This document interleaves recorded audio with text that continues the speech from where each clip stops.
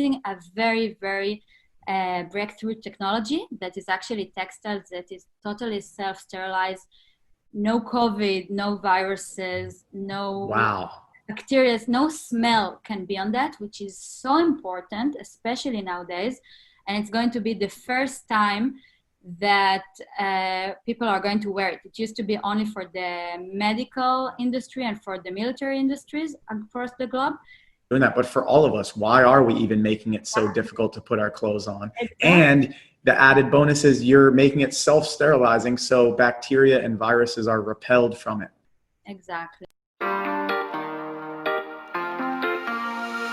Welcome to the Phil with Forbes 30 podcast. This is Phil Michaels, Forbes 30 Under 30 entrepreneur and performance coach. Every year, Forbes names the top 30 entrepreneurs, leaders, and stars in the world. And each week, I bring you one of them to help you level up in your life and business. From celebrities like LeBron James to Kylie Jenner and Cardi B, to entrepreneurs with companies like DoorDash, Instagram, and YouTube, you're sure to learn from the list. Thanks for spending time with me today. Now it's time to level up. Level up. Welcome to Phil with Forbes 30 podcast. Today, we have a very special guest, an Israeli fashion designer and the winner of the Fashion Humanitarian Award during New York Fashion Week. Her collections have been shown in cities around the world, including New York, Milan, Jerusalem, and Taiwan, and written about in Vogue magazine and others. She graduated from the Istituto Marangoni in Milan, one of the world's most prestigious high fashion academies. During her studies, she ranked first among 40,000 contestants in the ISCOL Digital Fashion Contest, sponsored by ISCO, one of the largest denim manufacturers in the world. She launched her latest collection, Bridging, during New York Fashion Week, created in collaboration with her Palestinian partner and a Jewish calligrapher from Jerusalem. This collection was inspired by her volunteer work with Syrian refugees. Her collection, Bridging, aims to raise awareness, spark conversation and action, and give voice to the desperate plight of Syrians through the language and medium of fashion. Please welcome Michal Hidash. Very excited to have you here. Welcome, Michal. Thank you. I'm so happy to be here and to see you and to talk to you. So great to see your face again. We met in Israel first, and then I think again in Amsterdam at the Forbes event. I mean, the Forbes events have been incredible. And speaking of Forbes, where were you when you first found out you made the list? Tell me about that moment. All right. Funny moment. I was, I think somehow I remember that I was maybe in the shower or something like that. I remember that it was a weekend, and I remember that it was 1 a.m. or maybe even later. And it's one of the funniest, I don't know, and random and weird moments of my life because it was late, it was weekend, and somehow I saw notification. I think it was maybe Facebook or something like this, and I remember that it wasn't even a message. You know how sometimes you get those, I don't know, messages request or something like this, and then the message was, "Hi, Michal, we just want to confirm that you can come in like, I don't know, 3 days or something like this for the photo shootings and like for Forbes 30 Under 30. And you know, it was late, it was weekend, and I was like, why this random person will do that right now? Funny. What is going on? That's a weird message to get. I mean, you're in the shower, it's so late at night. You're like, who wants to do a photo shoot at this time? Brushing my teeth or something, coming back, you know, from, I don't know, probably having a drink with friends or something like that. And I really thought, like, what is the funny meaning behind it? Like, why would somebody do that? I totally didn't believe it's real. And I still sometimes can't believe it, but it took me a long time. And a few days later, I was already in the photo shootings, running around with clothes, because in Israel, we do it all the people together. And they asked me to actually bring clothes to dress the people, the Well, guys. that's perfect because you're a fashion designer. So you're like, of course I have clothes to bring. Exactly. Yeah. So my job was like people didn't really understand if I'm one of the people that's being shown. You're like, are you working here? Or are you part of the list? Are you both? How does this work? Exactly. Yeah. And you've been in Israel, so you know how, especially Israeli men, when they get dressed, they don't really get dressed. They may be wearing their, bar mitzvah suit or something. So it was So you had a lot of work. You had your work cut out for you. exactly another funny day. Yeah. So who was the first person you shared the news with? Because, when you achieve anything or you get a new car, a new house, a new boat, or a new experience, first thing you want to do is share with the people you love. So when you found out this news of this achievement, this recognition, who was the first person you shared it with? Yeah, I can't really remember because I think that I had like those few days of like, what?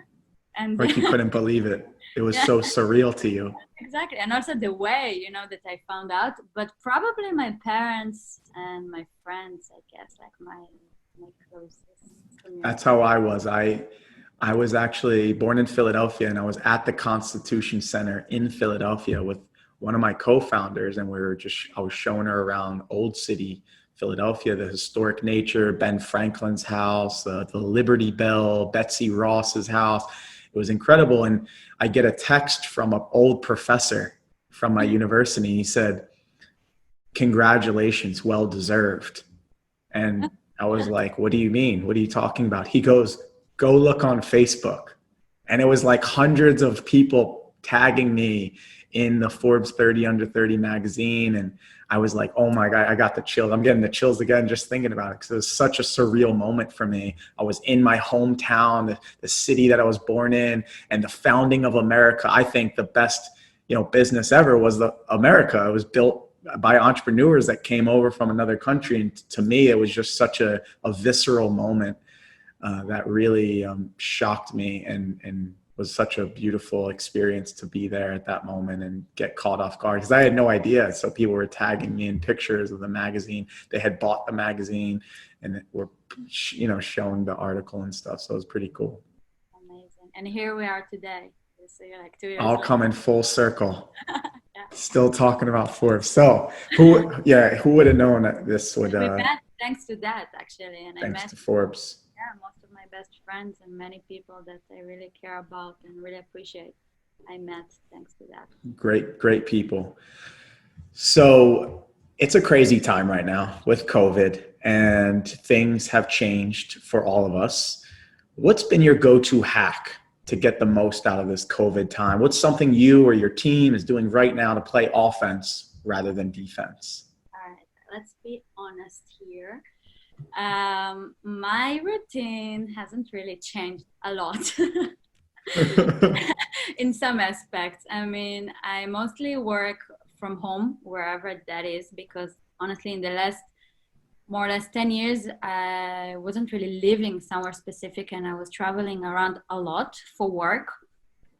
So that actually really changed. I used to be at least once or twice a week in different places.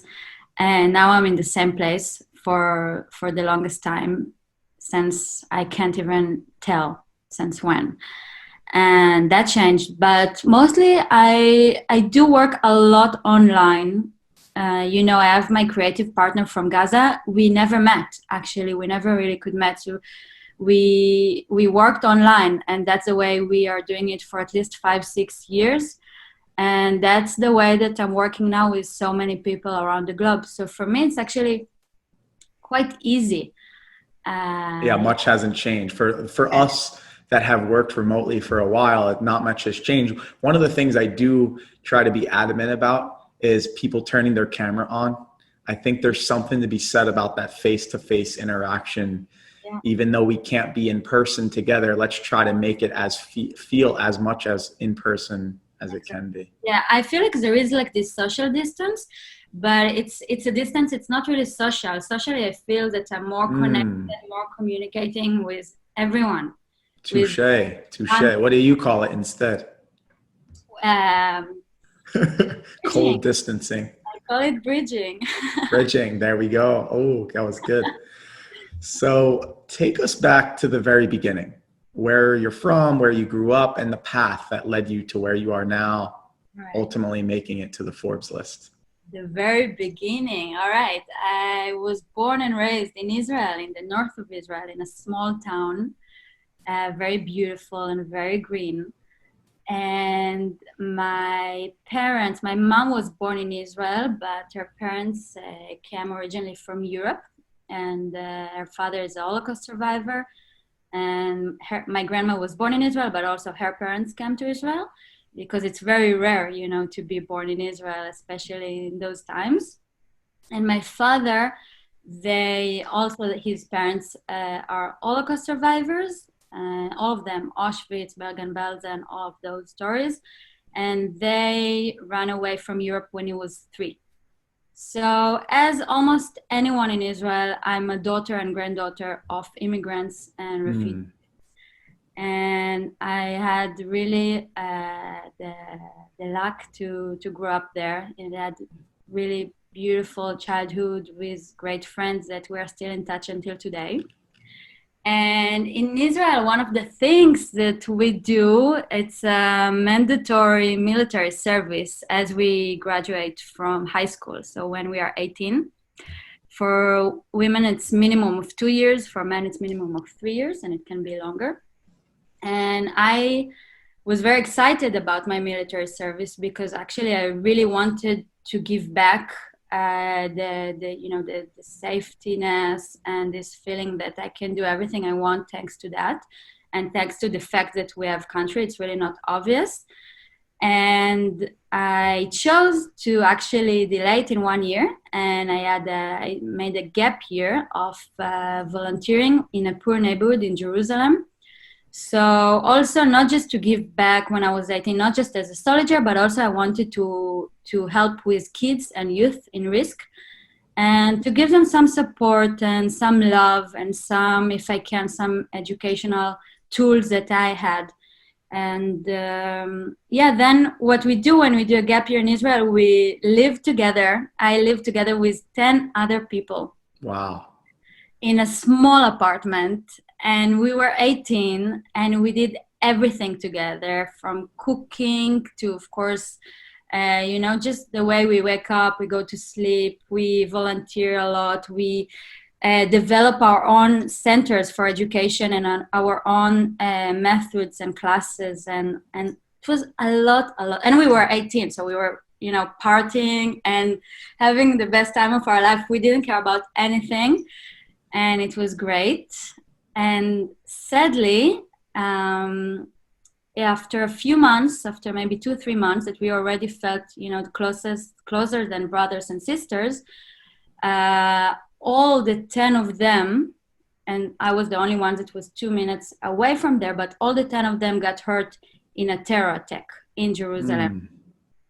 So I was really the one to function since that second that it happened, and I was in between the hospitals to find out where they are, what's up. Also, my brother and sister-in-law working in Jerusalem, they're doctors in the hospital, so I was kind of the one, to have the possibility to see them, to call the parents, to let them know what happened, to be there. And then during the following year, I was actually the one to help them with the recovery, also physically and emotionally. So that was one thing that, made a very big, it's like a pivotal moment in your life because it changes the trajectory of everything. You were 2 minutes away from there, so you were the only one that didn't get impacted directly from the terror attack. And you have the 10 people you live with, your friends, your brothers, your sisters, that have all been impacted in seconds. And now you have to take charge as like Mother Micha coming in as the mother and just... Exactly. And like who I am. And, it was everything from if they couldn't sleep at night because of the trauma, if they needed more, medicines in the hospitals, or whatever it was, I was there. And then I directly, like 1 week later after finishing with that, I started my military service. And my job there was actually also to help soldiers who got hurt or got injured or sick during their service. Mm. And I did it in one of the most combat brigades of the IDF. So I didn't have one base. I was traveling around all the time between the hospitals and the apartments, so where I met, with the families if they had families, or with the soldiers, and really to make sure that they have everything they need. So it's kind of support of like not very specific, but just to make sure that there is someone from the IDF that knows that they're okay, and if they need anything, to make sure they get it. We call that a certified badass. That's what you are. And I totally empathize with that. That must have been a very traumatic moment for you. And you were probably even more enthralled and inclined and motivated to join IDF after that and serve, after you just experienced your own friends and family be impacted in a direct way. And then 1 week later, you have to go right into IDF. Israeli Defense Forces is what IDF is, by the way, for those that are listening and you don't know what that is. And actually in America, in the US, one of the most common martial arts we learn here is Krav Maga. Yeah. So I've been lucky enough to be trained in Krav Maga. And it was like the first day they taught me some things. I'm like, oh my gosh, now I'm a certified badass. I'm like, okay. Yeah. So I learned how to do it with the weapon that is basically bigger than me, the gun.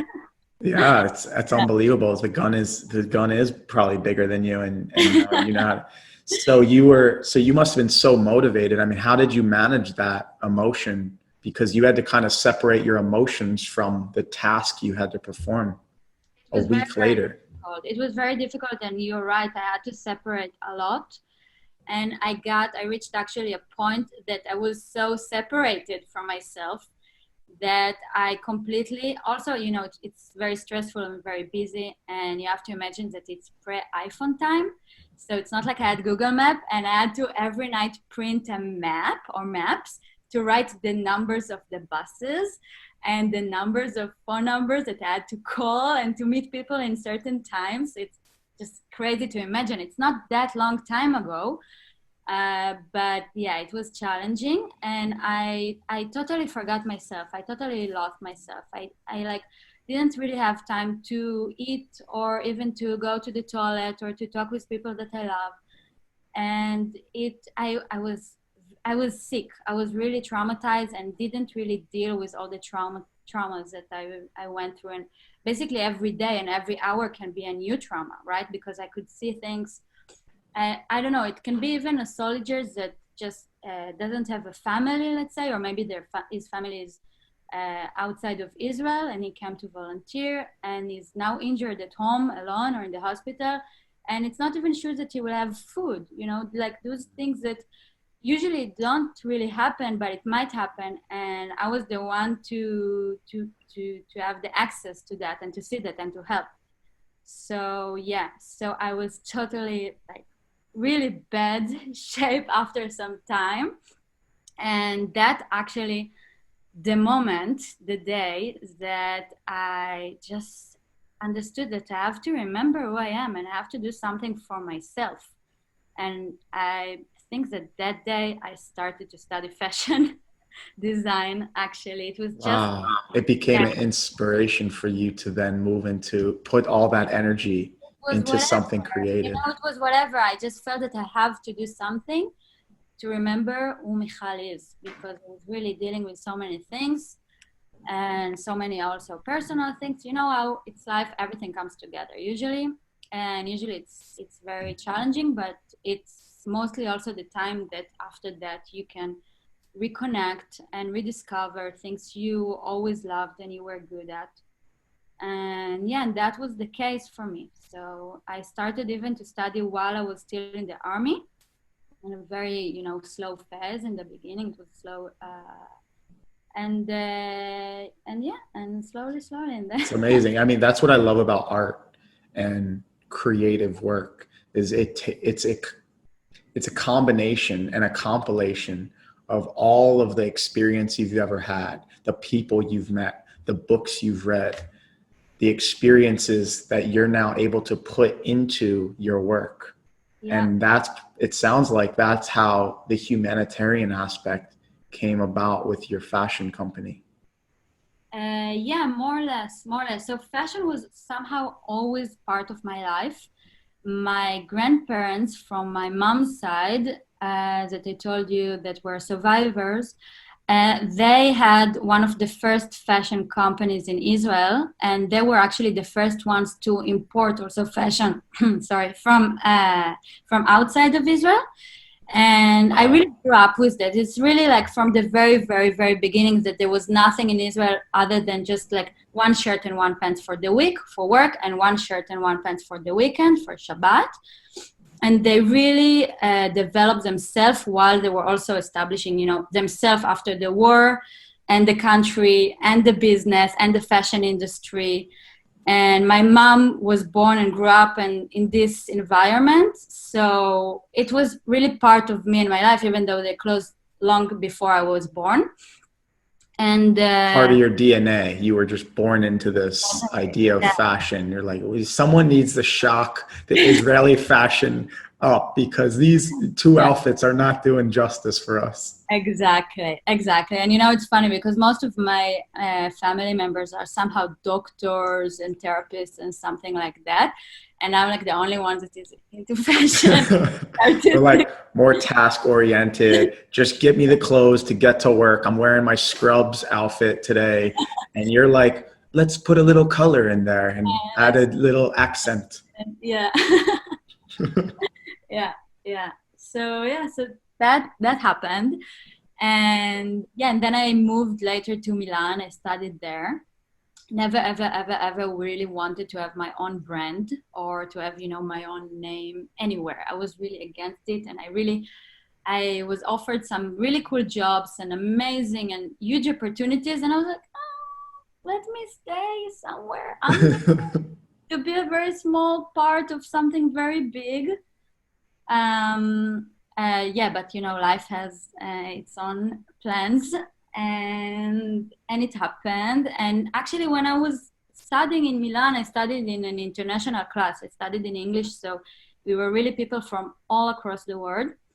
And I suffered a lot as an Israeli, as a Jewish. Actually, people really didn't want to talk to me, didn't want to walk next to me. In Milan, but really people from other places. Of course, it was crazy for me in the beginning. I totally didn't get it. I was like, what is happening? And I was really like the grandma of the class. I was older also because I did. Mother Miha comes out again. Exactly. I was the mama. I was like even cooking for them and taking them out because I already knew Milan and I had my own places and friends. So that was a shock. But I think that also led me to understand that nobody can really know or understand my narrative. Nobody really grew up the way I did. Nobody knows how it is that everyone in Israel knows someone who died because of the war. And nobody wants to keep the war. We all have the value of peace, and we actually go to the army to protect ourselves and to protect others and not to kill. But of course, that's the narratives that some people hear, unfortunately, but that happens. So that's the stereotype that is shared in mainstream media, especially. So how did you deal with that? How did you manage that? And then you eventually went on to partner with a Palestinian directly. So how did you manage that conflict of interest? Because now when we talk about it and we look back, of course, we can see that things are connected. But of course, I didn't understand it back then. I just, I did my best, and it was sad for me, that specific situation, but I loved studying, and I really tried to do just to enjoy it. I was quite chilled, I think. And when you're cooking for everyone too, that probably worked. They're like, hey, Michal's not so bad. I like her. Except don't make that gefilte fish again, though. We need. No, it's not my thing. Not gefilte fish.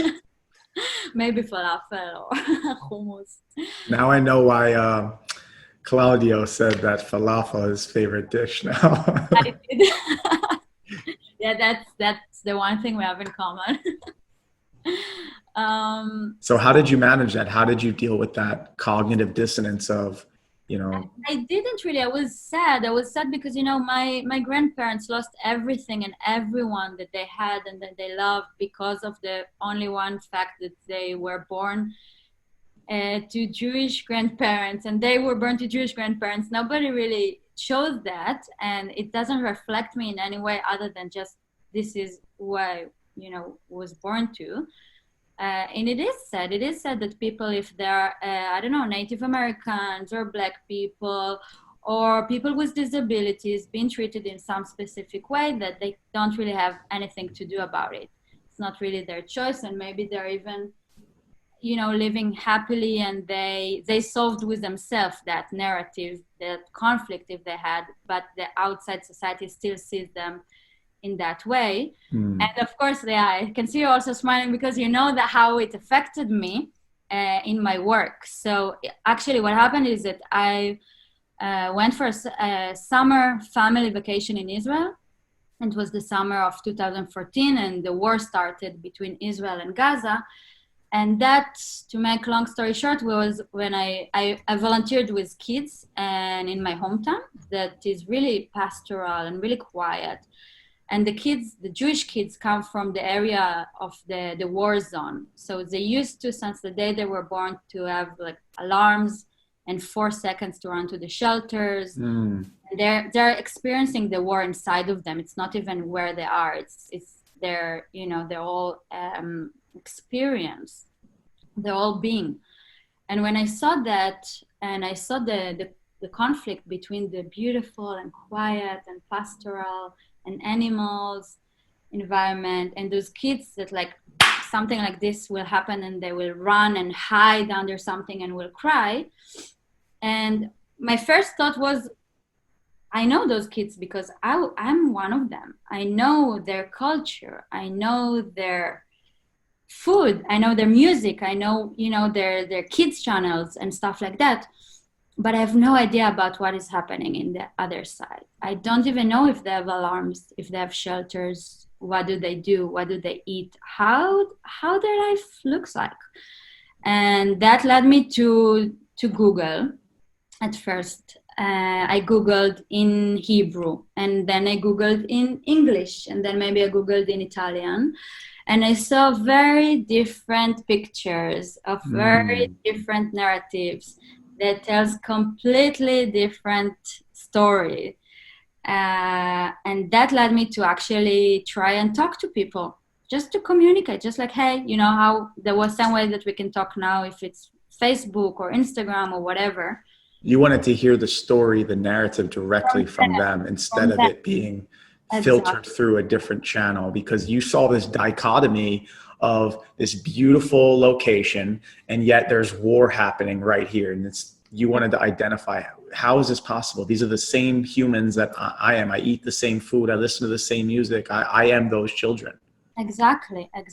And I have no other way to find out other than talking with people. And obviously I understood that because I know that also people see me in some specific way, but if they don't talk to me, if they don't ask me, they will never really know how it is, how does it feel, or like even if I have choices or not.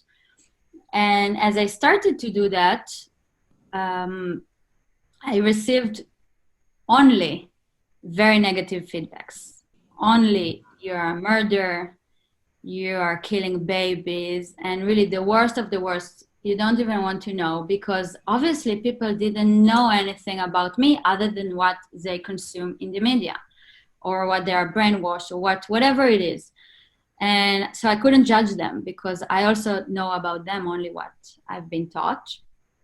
And later on, I continued. I really didn't give up, and I continued to try to talk to people from all the Arab world, not just Palestinian and not just from Gaza, until one day that I found this amazing and brave and creative person that is just a very, very good spirit in this world that happened to be born in Gaza. Again, not his choice and nothing that he can do about it, sadly. And really super intelligent and kind, that it took really a second. We checked it a few years later, back our first conversation. It took a second for us to become friends and to start to speak about ourselves and about our families and about things we care about and we like, and food, and I don't know, take selfies.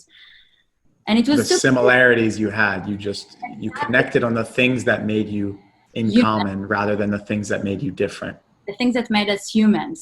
That was Yes. the only thing. That was the very, very basic, simple fact that we really talked about who we are, not what we are. And that made us friends in seconds. And that just led us to really want to share that story that later on became all of this New York Fashion Week and craziness. But that's really how it started. It's beautiful. And how did you even come across paths? How did you even meet him in person?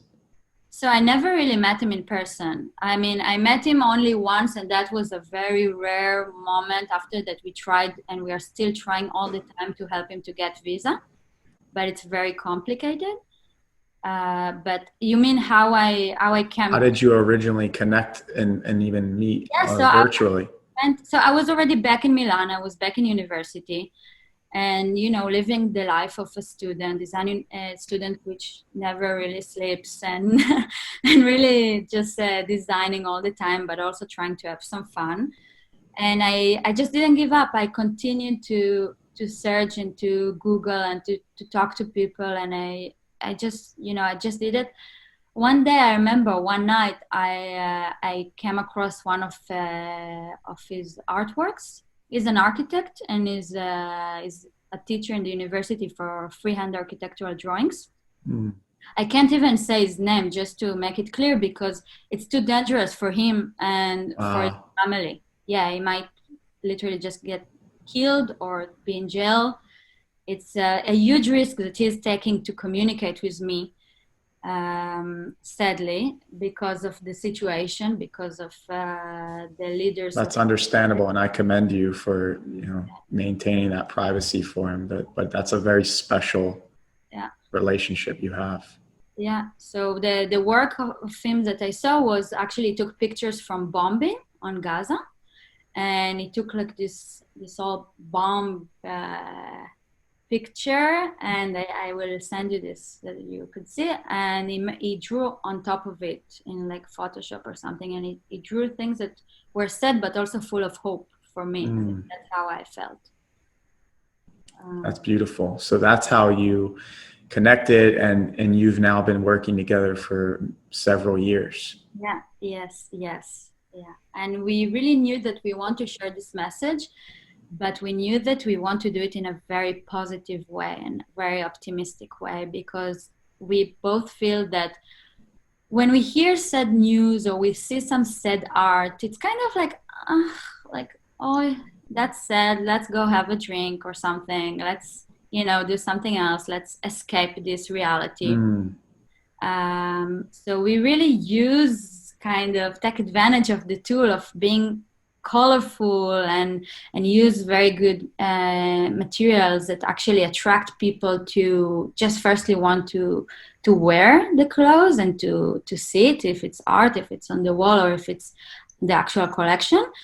And then they also ask themselves questions, or somebody is wearing it outside, and it doesn't matter if it's a red carpet or it's to the supermarket, and it gets reactions. It's very vibrant and very colorful, and people are like, wow, what is this? What is his shirt? Or what is his pants? And then the way that we communicate our message is that also people say thank you, and by the way, it was made by those two artists, an Israeli Jew, a Palestinian from Gaza. They work together, they create those things together. Beautiful. and it helps people to ask questions and to open up a little bit their minds. They're so mind blown and shocked. Like, how is this possible? This completely, conflicts with the narrative I've been holding in my head. And now they have to entertain this cognitive dissonance of my former reality and my new reality, my new normal. And that must be an amazing journey for you as you navigate that story, because now you get to share your story. You don't have to, you get to.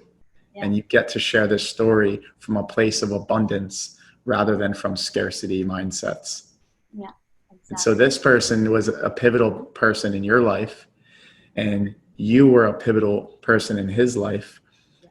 And I love talking about pivotal people because I think they can change the entire trajectory of your life. So who were the most pivotal people in your life as you navigated this new journey of having to deal with, I'm sure there's certain Israelis that were even against this. And I'm sure you caught some flack from the Palestinian side or Arab side as well. So who were the people in your life, your mentor, your coach, that helped you navigate this new journey? Yeah. So firstly, I think that it's really mostly my parents, my mom and dad, and my grandparents, as I already mentioned them, that you probably both of us can realize that. And I always had mentors. I'm a big fan of this method. I love it. I love my mentors. They were from different fields, from my first fashion teacher and few other teachers in the professional teachers, to more of the business oriented side. I love people that I can look up to. I love to admire people, even if they are totally different than me. And I can never be them, but they can mirror me to myself. And that's very useful, in my opinion. Act as a sounding board for you and give you feedback on helping you think through the decisions you're making, especially when you're in a controversial I mean, we really received, I think, 100% of support with this project and the other projects. Later on, we also told the story of Syrians that I volunteer with and refugees. And it was only positive feedback. The thing that you're right about is that people never really ask themselves, because like you said, they had this narrative. They never really thought, but why you can't meet, or why you can't say his name. And many people questioned it. They never even questioned it. Yeah, my family, my friends, myself as well. Before I really came across this situation and him, I never knew about it, and it just never came across my life, my imagination even. So we really made people to ask more and more. That's why it's so important to have mentors to help guide you from the wisdom, the experiences maybe they've already had. There's a saying in Stoicism, Stoic philosophy, to choose a Cato. Cato is a famous philosopher, and the idea is that a Cato is someone that you want to role model or model your life after. And so, for example, you might have a mentor or a famous person that you really love what they stand for, their belief systems, their values, and you ask yourself, what would Cato do, or what would X person do in this situation? And it helps give you a blueprint, a roadmap of maybe the direction you should follow in that difficult point of decision. One of my mentors told me, and it's pretty much held true throughout my life, which is anytime you come across a fork in the road where you have a very difficult decision to make, usually the more difficult one is the right answer. The one that's less traveled, maybe you're more fearful of taking, but deep down inside, it's the right decision to make. And that's held true for me. Yeah. And on this note, what's interesting that you made me think that in Judaism, they say, make yourself a rabbi. So don't go and follow the rabbi, which doesn't matter if it's the priest or Buddha or wherever it is. don't just follow someone because he is the rabbi, but make him your teacher proactively, and really ask him the hardest questions, because you also make him a better teacher, a better guide, when it's some work that you do, the two of you together. And yeah, I can say that also I have many students, and they've been my mentors, even if they are, from little children to university students. I learned so much from them that it's unbelievable. Yeah, I always recommend to my clients, you should have 3 groups of people that you regularly meet with. People that are younger than you, people that are the same age, and people that are older than you. So people that are older than you, they can share wisdom from experiences and time on this earth that you haven't experienced yet. People that are on the same age as you are going through similar situations that you are at the same time, so you can empathize with each other, bounce ideas off of each other. And then people that are younger than you, you can mentor them, coach them, teach them. And what I've learned is the more often you teach, coach, and mentor, the more it ingrains those ideas in your own mind. Yes, exactly. So we're on the same page there. Now, when I think about your work and I think about who is your ideal customer, who's your ideal client, who hires you, and what problem are you really solving for them in terms of, I'm assuming they want someone to come in as either a consultant, or they need a model fashion show designed. How do you help them? Like, who's your ideal client? All right. Very interesting question, because I have so many different fields that I'm working on. I have, where should I start? Maybe the thing that is most important for me is the collection that I'm working on now for 2 years. It's a collection that is also for people with physical disabilities, but also for anyone else. So actually, we are getting dressed since ever. We will always need more clothes, unfortunately, or not. It's a basic need. It's like eating, the way I see it. I mean, of course, we used to think about it in a very superficial way, and maybe it's not the most important, but we need to protect ourselves, and we need to express ourselves. We need to communicate with ourselves and with others. And this is the first thing you actually learn about someone. And it's the first things that you feel about yourself. You know how your outfit really changes your mood and the way you feel confident and anything. Yeah, when you look good, you feel good. And when you feel good, you perform good. You perform well. And also, if you just want to chill, if you want to be at home, you change to those clothes that makes you feel comfortable. And during COVID, I tell people, like, listen, even though you don't have to go outside, if you dress up nice, it's going to make you feel good and be more productive throughout the day. And what you said is, it's the first thing people see. In restaurants, they always tell you that they want the host or the hostess to appear very, likable and impressionable, because you're the very first impression they have of the restaurant and the very last impression they have of the restaurant. And so people, since they're experiencing you with their eyes, what you're wearing is the first way they're going to judge you. And I always tell people will judge you more by how well you speak and how well you dress than anything else, because those are the first things they see and hear. Yeah, exactly.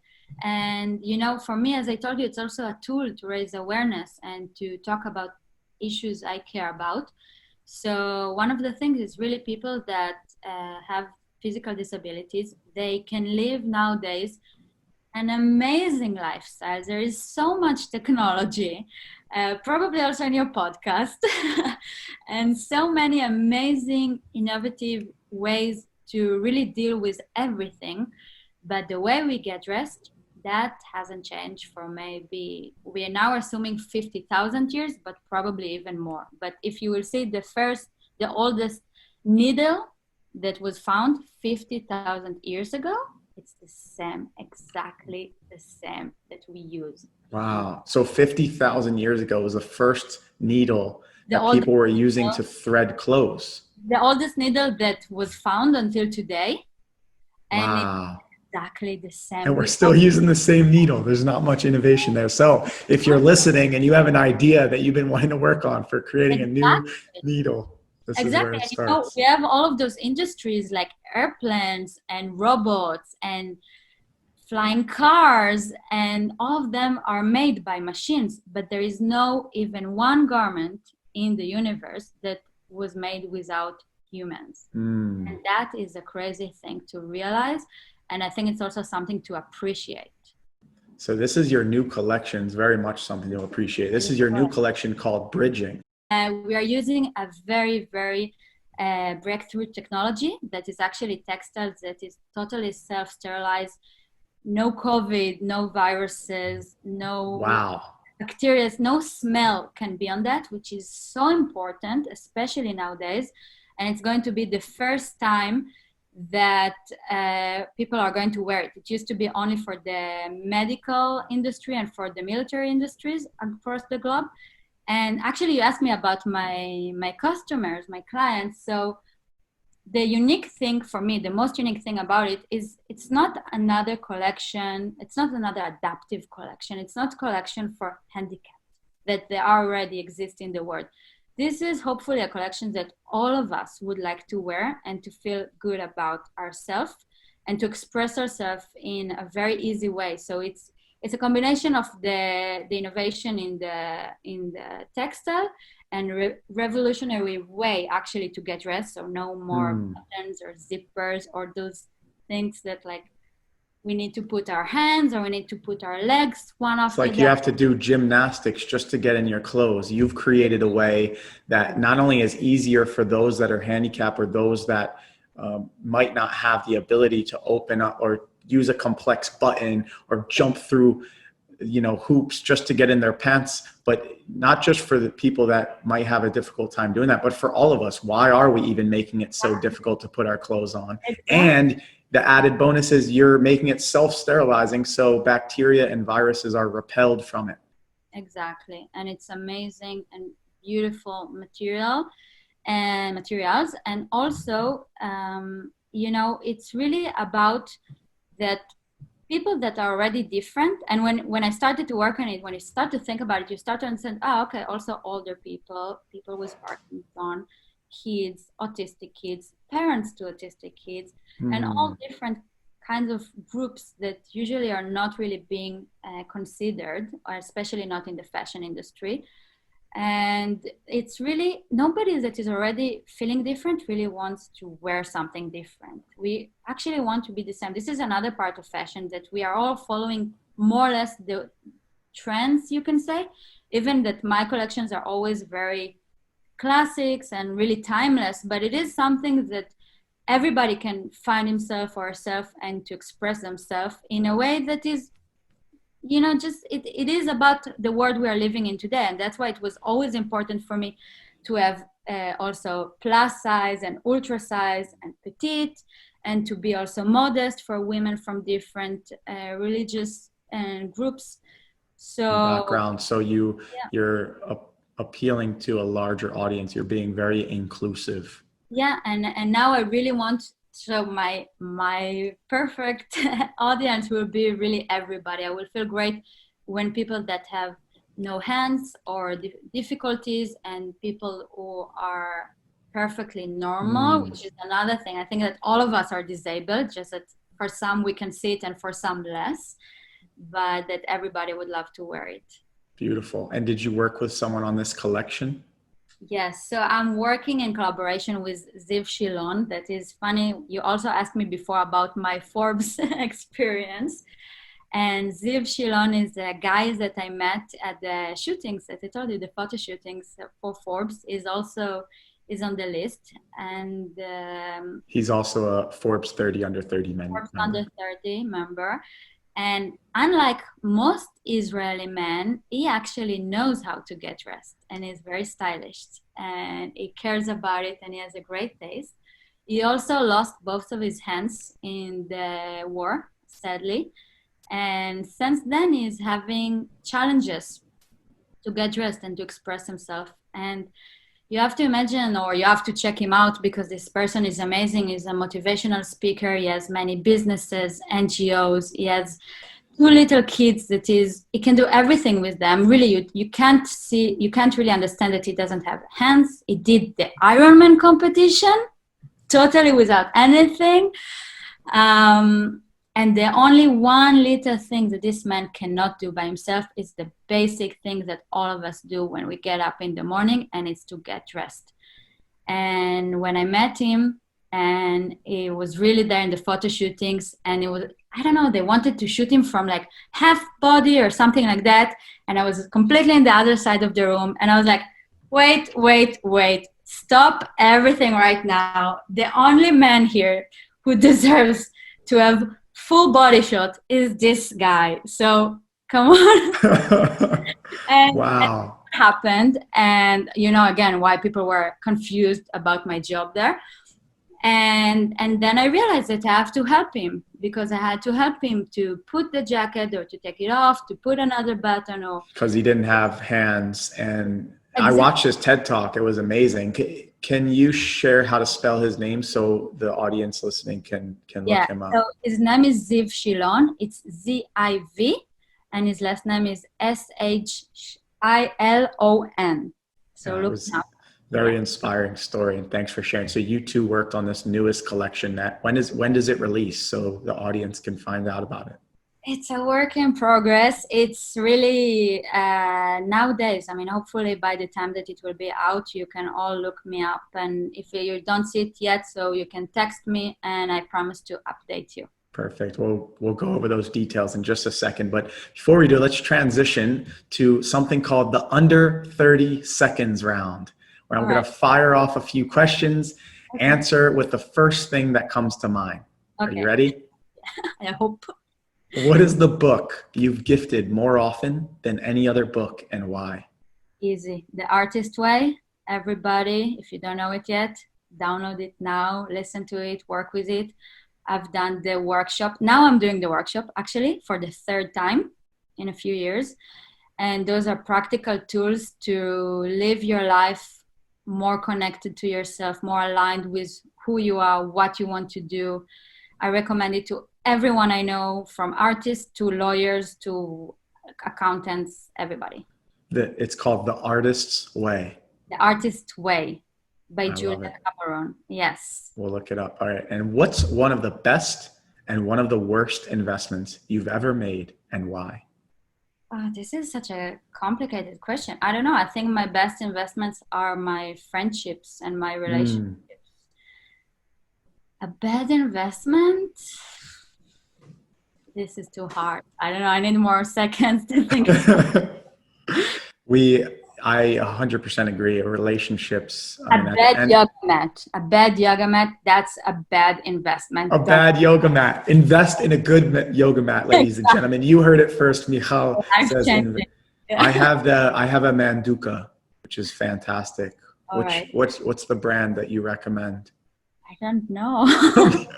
You can't go and say you have to get a good yoga mat and you don't even know the brand. Michal. All right. Well, at least I can offer the recommendation. Geez, it's Manduka. Commercials, you know. Yeah, we need to get a sponsor. It's just a yoga mat company. Okay, what is one of your guilty pleasures or cheat meals? Favorite cheat meal?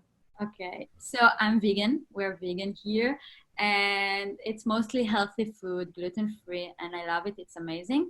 I grew up eating cheese, eggs, meat every day, every meal of my life. So I love it. I still eat tons and many different kinds of cheese, just vegan cheese and burgers and bolognese and all of those guilty pleasures in vegan version.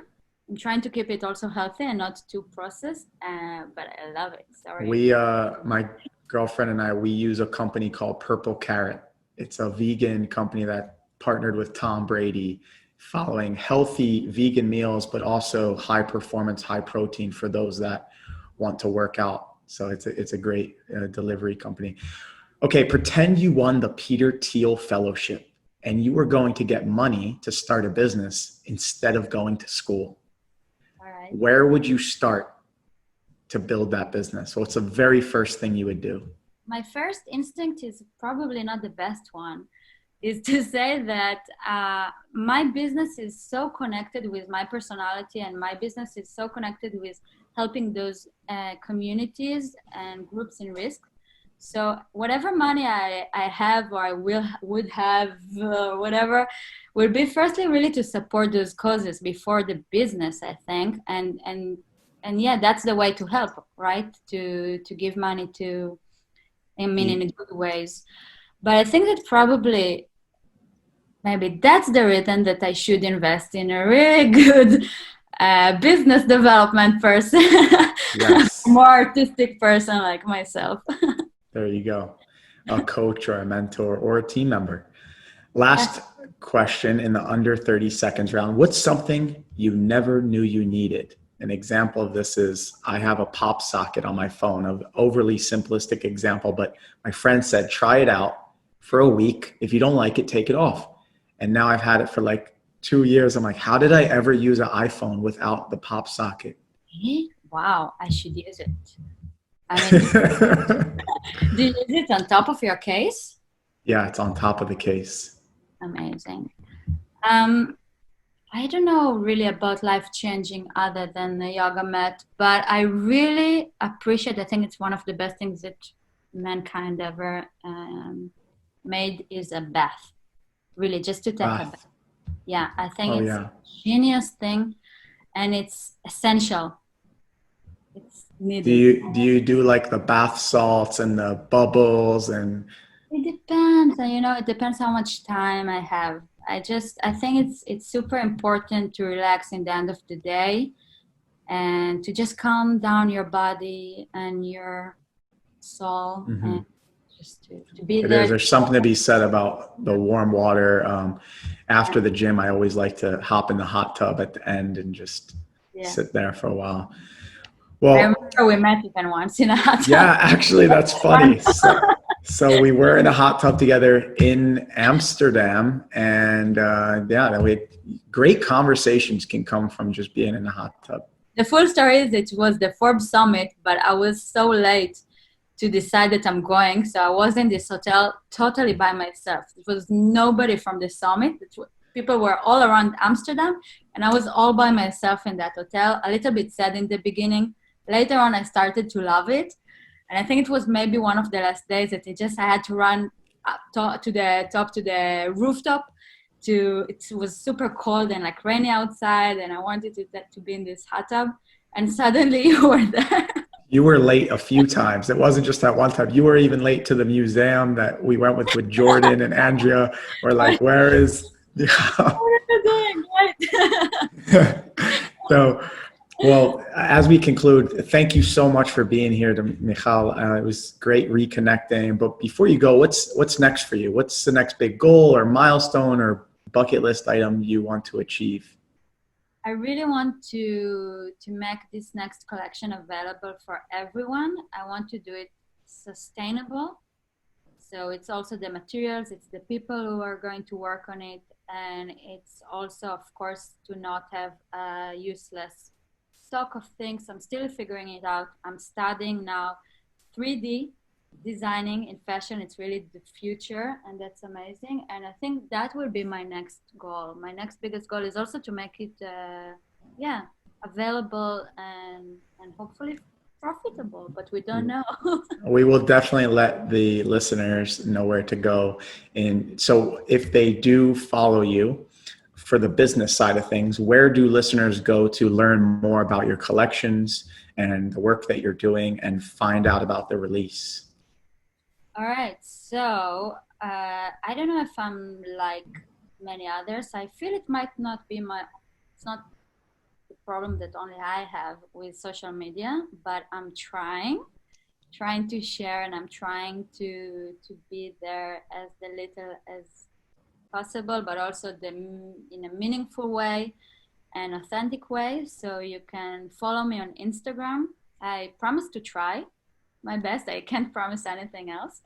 And there is also the website. And if you go to the website, you can also register to the newsletter, which I think that sadly I don't do enough, but yeah, I update from You'll time let to them time. know when the new collection releases. So what website do you want them to go to? Tell them your Instagram handle as well.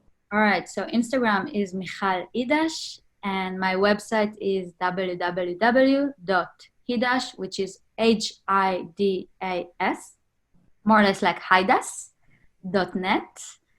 And There you yeah, go. you can be updated about news and sales and anything that is interesting and fun. And the last thing we want to share, I definitely go connect with Michal and her work that she's doing, but she's also been working on a very special project specifically related to COVID that you Yes. wanted to share. Tell us Yes. about that. Gladly. So it started with a group of people that it was from the very first days of COVID anxiety, and we wanted to do something good and to spread some positivity and some hope, and maybe to help the people in need, the group that are anyway need help, but nowadays they are even in a bigger risk. And we didn't know exactly how to do that. But then I came across an amazing person, Shreya, that she's a video editor and producer. And she decided to create this amazing movie, a documentary about people all across the world dealing now with COVID and with their life, with the changes, and really sharing a little bit about their own experiences. So it's from really how we suddenly found out that we love to cook and we love to do sport, but also the lowest moment, the sad, the depression and the anxiety. And the message is really we all in this together. So to imagine that only one country will maybe overcome and maybe will heal and maybe even will totally reduce the amount of people sick in their country, it's basically like thinking that, oh, I have this problem in my shoulder and I figure it out. But if my other finger will still have some kind of disease, it will continue to affect my shoulder and my whole body. And that's the way we see it with the world. So if people in Africa and they don't have the awareness or they don't have the tools or they are in refugee camps and they don't even have water, will not, be able to help themselves and we will not help them, then we are risking all of us actually. And in this movie, you can see people from really across any field. We have ambassadors and artists and refugees and tech people, and all of them really sharing this message. And we found out that we, again, have much more in common than we think. Came back to the core fundamentals of relationships and what means the most to us: cooking together, sharing amazing memories together, laughing, enjoying each other's company, learning and growing from each other. So this is an amazing documentary co-created with Michal and Shreya Patel, and you can find out more at their link. It's called the Unity documentary, but you can go to their link tree, which is linktr.ee linktree /Unity documentary, and you can find out more and watch it. So this is amazing. Great. Please go connect with Michal and her work at he-net. Thank you, ladies and gentlemen, for being here today. We learned so much about the Bridging Collection, inspiring work, bringing two different people together, and Palestinians and Israelis and those in Gaza and those that are less fortunate. And, I love that we met and got to share experiences in multiple places because of Forbes, and Forbes bringing us even to Israel with the reality trip. And, I wanted to see both sides too. So I got to go to the Palestinian side across the border and meet with my Palestinian friends and Israeli friends. And it was great to have, like you said, relationships around the world where you can hear their story. And we learned from Michal today that focus on the human being, who they are, and hear their story. Don't just listen to maybe the narrative we're being fed. I loved that. It was beautiful. And I hope this episode helped you as much as it helped me. Have an amazing day. Thanks for joining us today. I hope this episode helped you as much as it helped me. Who do you think would benefit from hearing it? You can make an impact on their life by sharing it now. Before you go, I encourage you to tell us your favorite part of the episode in the review section. Now it's time to level up. Level up.